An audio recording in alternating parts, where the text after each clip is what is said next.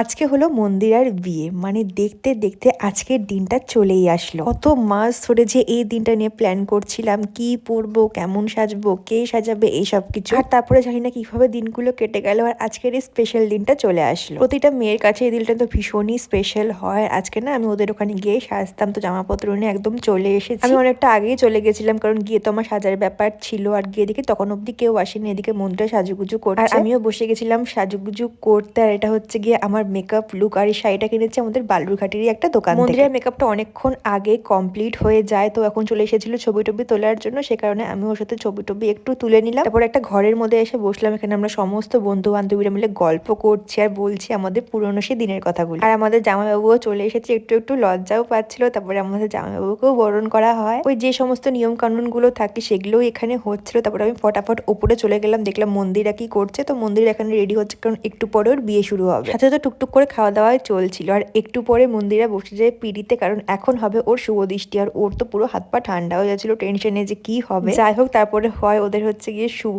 দৃষ্টি। আর এই সময়টা আমার সব থেকে বেশি ভয় লাগে যে কেউ জানি পড়ে না যায়। বেশ সুন্দর করে শুভ দৃষ্টি হলো, তারপরে হয়ে গেল মালা বদল। তারপরে ওরা বসে যায় বিয়েতে। আর তার মাঝে আমি একটু চলে এসেছিলাম ভিডিও টিডিও বানানোর জন্য। আমি প্রচুর ইনস্টাগ্রামে ভিডিও দিয়েছি। আর এখানে ওর যে মানে সাত পাখে ঘোরানোটা হয় সেটা হচ্ছিল। আর তারপরে আমি চলে এসেছিলাম খাওয়া দাওয়া করতে। খাওয়া দাওয়া সেরে একটু ছোট মোটো ভিডিও করে নিলাম। আর আমাদের বাকি বন্ধুরা চলে গেল, আর আমি থাকবো আজকে মন্দিরার সাথে।